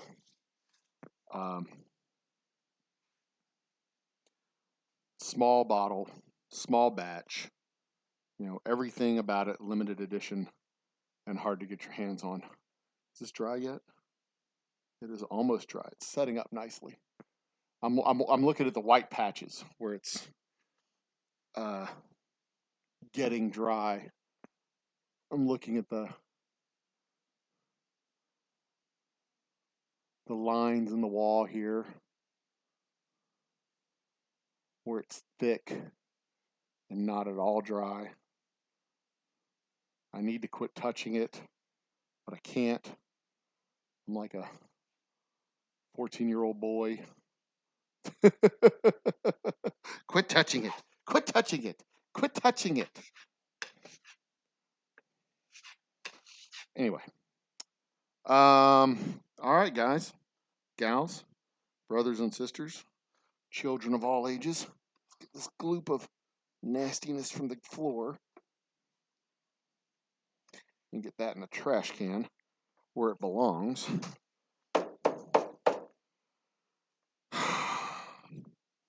I've made progress. I'm happy with this progress.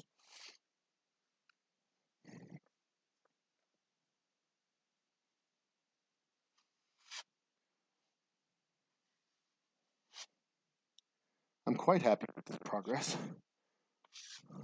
Pleased, even.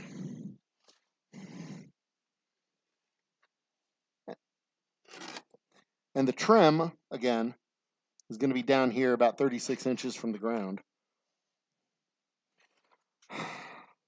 So what you see here, up to a little bit higher than the table. Is this 36 or 48?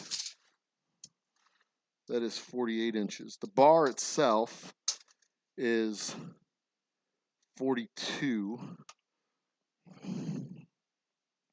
So 36, the cups will be about here, maybe a little bit higher, because the wainscoting will come up to about 36 inches. The sheathing will come about 36 inches, and the glass will be on top of it. So right about here is where that line will be. Excuse me. So at the probably 7-inch mark is where the countertop will be. That's the 36-inch mark. That's the 37-inch mark. So if you have cups, you've bought yourself a drink, as people tend to do at a distillery. Your cup will be sitting on a shelf that's about that high. That's a good height for a cup. It's not too high. It's not too low. It's at the right height. Just the right height to have a drink. Right about there-ish. And it'll be, 6-inch shelf. It'll be coming out a little ways. Resting on top of the wainscoting. So yeah, all in all, I like the height of the 36-inch height. That's a good height. It's a 3-foot, it's a 9-foot corrugated sheet, and I'll cut it into 3 pieces. So it'll be 3 feet, 3 feet, and it'll cover, it's 4 feet, I think it's 4 feet wide, 4 feet by 9 feet. So it'll cover 12 feet, just under 12 feet worth of wall space, which is up to right about there. So I'd need 1, 2, 3, 4, 5, probably 6 of those sheets to be able to set them up. Because it's only going to go from that corner over there to this corner here. It's not going to go back this way, because this is going to be another blank wall that we use for artsy fartsy stuff. I have another mural, probably logoed, probably a logo mural here, I think. Can y'all even see where I'm at? I don't know. Yeah, y'all can see where I was. So, okay. I think I'm going to call it a day, guys. Anything small about me is very easy to get one's hands on. Start with a single barrel cask strength distillery. Oh yeah, it's definitely going to be, if I do it, and that's not saying I'm going to, that's an if. If I do it, I will probably it'll be available at the distillery only for delivery. Maybe set aside a case for delivery on our website.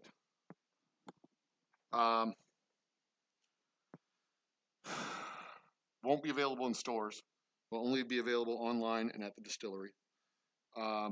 If I do it, it'll be very limited quantities, probably about 6 cases worth in the 375 milliliter bottle size. I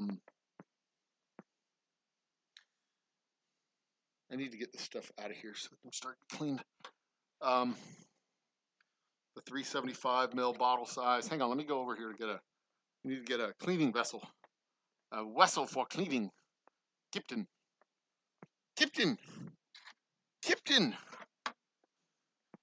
The vessel must be cleaned. Kipton.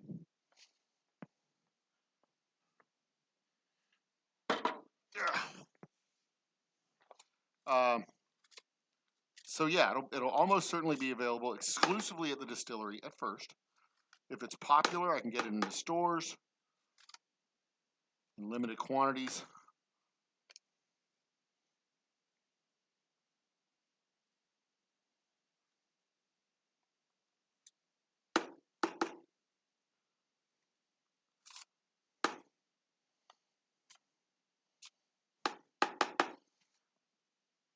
Um, Get you in there, big fella. This stuff is so dang messy. God damn, it gets onto everything. I mean, look at my pants. These are my church jeans.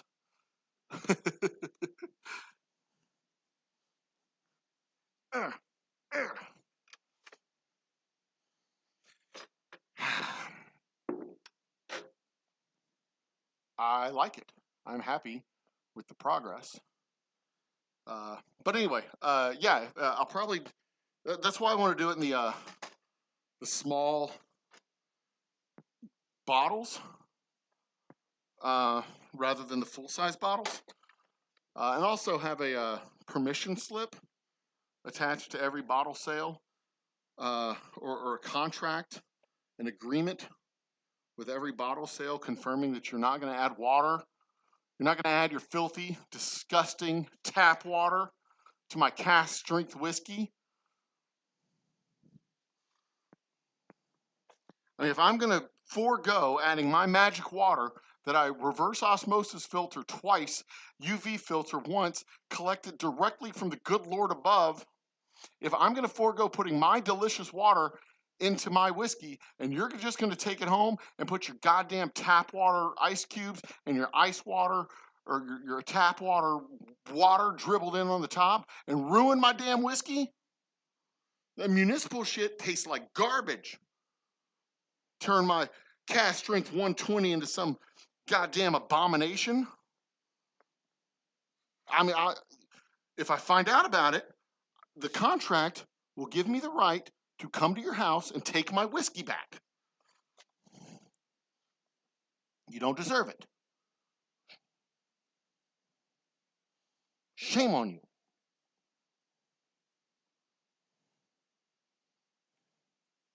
I'm kidding. Once you buy it, you can do whatever the hell you want with it. You can put it in Coke, as far as I'm concerned.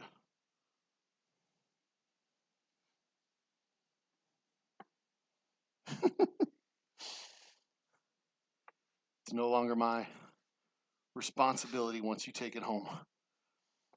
That's between you and your fluffy sweet lord.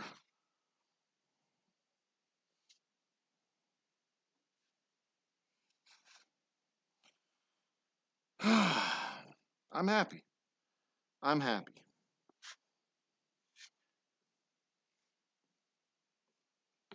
Now quit touching it.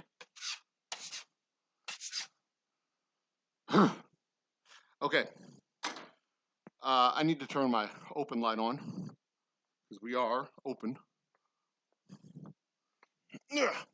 officially. And now I need to go back to work, doing work stuff. I'm not going to keep doing this because this is filthy and gross. I do have work that needs to get done. Newsletters, promotions, stuff like that. We have an event coming up on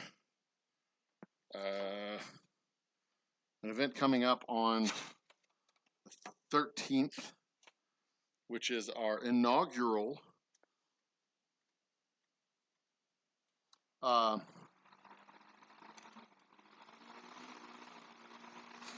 first ever, turn the fan on here, our first ever Canvas and Cocktails event.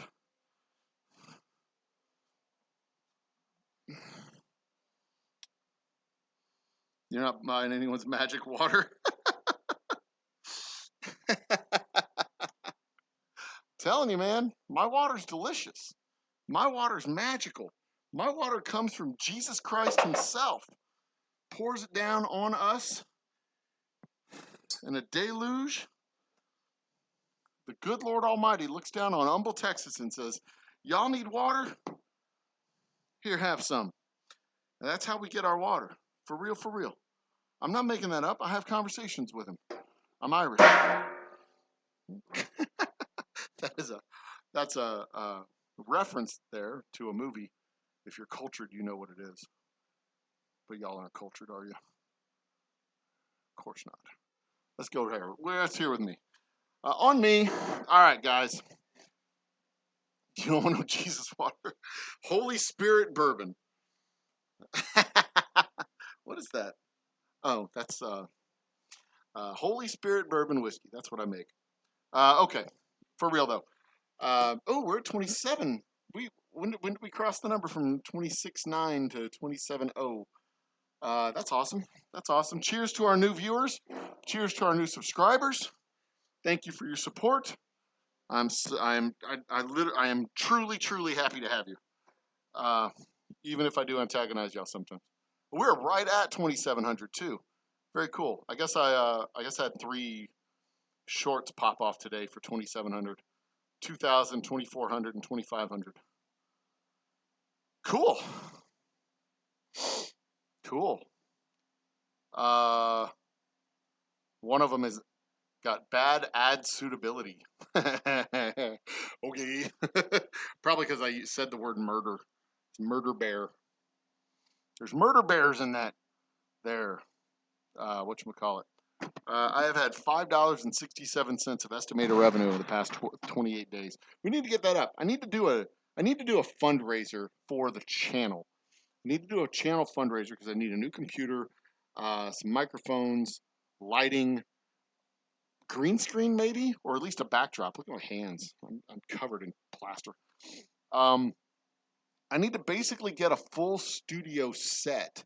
And I think what I'm going to do is a channel fundraiser, a 6-month-long channel fundraiser, and I'll do a show. I'll do some kind of live thing every Saturday, maybe, where we do the show. We do it live, and members, we're soliciting members and memberships and super chats and memberships, and every month we'll give away a bottle of whiskey. In order to raise funds for the studio. I need to raise about $1,000 to get my full studio kit with the lights, for the podcast filming over here, and for other stuff that we want to do over here too. But I need a new camera because my good Canon camera, the USB output doesn't make it to the computer anymore. There's a short inside the camera, so it doesn't output. I can use it for recording stuff, but I can't use it for live recordings or computer. Use it as a capture device onto my computer. I can use this one, which is just a webcam. I can use that one, and that one's been pretty reliable and pretty trusty. But the Canon, a replacement Canon's about $100. A green screen's a maybe. I don't know if I need a green screen, but a computer set, which is about $600 to $800, depending on what it is that I get, for video capture and streaming. And then, so that's, $750, $850, $950. Those are the 2 big ones. Everything else is, just cords and lighting. A light set, which is about $50. So that's about $1,000 altogether between the computer, the camera. So I think I'm going to try to do a fundraiser and raise that up over the course of 3 to 6 months. Try to connect with audiences, because I know my boy Jody Summers is going to be doing the podcast with me. We're going to go right over here to the stage area and set it up where we record an hour to 90 minutes of podcast each week and put the shows out on Tuesday and Thursday, 30-minute shows Tuesday and Thursday. So we'll do the first 30 minutes and go, all right, well, that's it for the show. Stay tuned, because we'll be on YouTube. Stay tuned for the next 30 minutes. Stay tuned for the next half.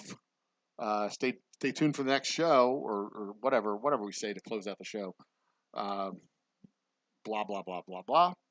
And that's how we'll record our shows. We'll do an hour conversation at a time and post up 2 30-minute episodes a week. On the podcast side. On the YouTube side, it'll just be the YouTube show, the one YouTube show each week. Start as a members broadcast and then post up the recorded show for an everybody cast. So if you're a member, you could watch the show live and interact with us live. If you're not a member, you have to wait. I just heard a car door.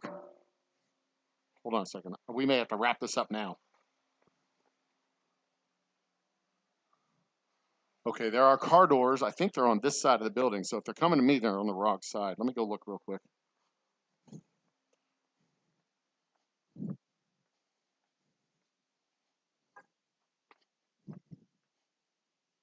I hear them. There's a Jeep. All right, no, it's the CrossFit. The CrossFitters. CrossFitter. All right, so we're good for now. But I'm still going to need to wrap this up because I've got work to do. I've got to clean my tools. And then move on from there. Is that? Oh, no, okay. Like you can see where I stopped up there at the top. That's the edge of the work right there. And then I got to continue forward. But I think it looks pretty okay. Where it's drying, it's getting a little light colored, but that's fine. Maybe that was thin plaster to begin with. I'm not sure. Let's go picture in picture. Yeah. You know, these patches over here, that's screw holes that I covered up. You can see it's getting kind of light colored there where it's drying. I'm pretty sure where it dries, it's going to be that color because that's the same plaster that I used over here. Yeah, I feel good about this. Guys, thank you for joining me. Thank you for joining me for the show. I'm going to wrap up and sign off. It has been a true pleasure chatting with y'all today and getting back in the swing of things on the live. I will be doing more live stuff from the pandemic studio back at the house. I've just been exhausted at night and not been in the mood at all. But it feels good to get back in the swing, a little bit back in the swing of things. So I will. Special thanks to our the Old Humble Glory Hole room. No, we covered up those screw holes. The Glory Hole room is in the back. But it does feel good to be back in the swing of things. Doing lives again. I will be doing more from the pandemic studio. We will have our podcast with Jody Summers. Name yet to be determined. I'm liking. I had a couple of ideas. Whiskey Fueled Nonsense, Bourbon and Banter. What was another one that I suggested to him? Whiskey Fueled Nonsense, Bourbon and Banter, Sips and Quips, Cookies and Cream, because I'm a white guy, he's a black guy, Cookies and Cream, get it? The Day Drinking Podcast, which I thought was a good one. What was another one? Distill of the Night. I don't like that one, but I wanted to throw it out there just as a thought. But yeah, so we got everything. We're working on literally everything all at once, all the time. Doing everything I can to keep the doors of this place open. We've lost 2 distilleries and 2 breweries in the last 14 months. And when you see your comrades drop like that, it kind of gets you shook. So doubling down our efforts, working harder than we've ever worked before, than I've ever worked before, to bring this herd in. And hopefully the work will pay off and we'll see tangible results this year. That's the plan, at least. And in order for that to happen, we need your continued support. So I do appreciate your ongoing support. Even if it's just showing up and saying hi in chat, that is support enough because it's engagement and the algorithm appreciates that. And that's one of the ways we get monies from the YouTubes. So, And I did get my first check from YouTube. I got my first $100 check from YouTube, which exciting. Maybe I'm going to make a copy of it, of course, and hang it on the wall. And this year's goal is 10,000 subs. 10,000 subs, 10,000 hours. No, 10,000 subs, 40,000 hours, and 10 million watch views.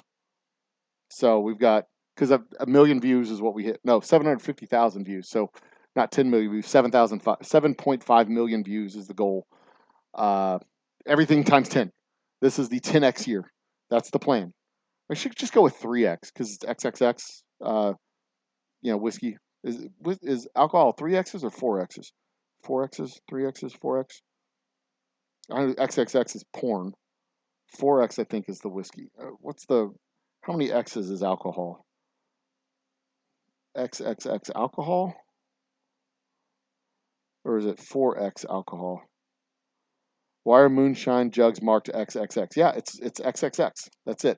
So this is the XXX year. We're going to go for 3 times everything, except for subscribers.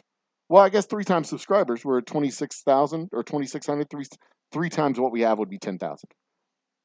So I guess I could work it in that way. Anyway, whatever.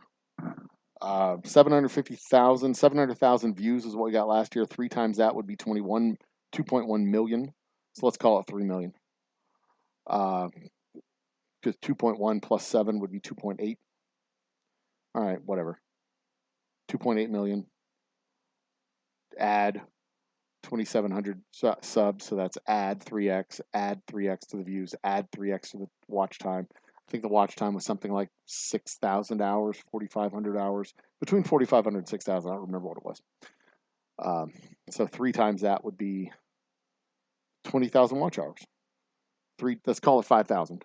3 times 5 is 15. 15 plus 5 is 20,000, so 20,000 watch hours. Let's go for it. Why not? Shoot for the fucking moon. The worst that could happen is we fail. We fail and we fall short. So I hope that's the worst that happens. Anywho, ladies and gentlemen, brothers and sisters, I am the Old Humble Guy. This has been a glimpse at behind the scenes of what we're doing here as we build out our tasting room and grow our operation. The backdoor room of glory. It's a backdoor glory hole, man. That's what it is. It's a backdoor glory hole. Big thanks to Mr. Jiggs and William Hall, who are our super fans and patrons of the channel. I will be back another day very soon with more behind the scenes and some legitimate entertainment, I hope. Until that time, I am going to be the old humble guy, your friendly neighborhood sin merchant, and you continue to be you. Cheers and good night.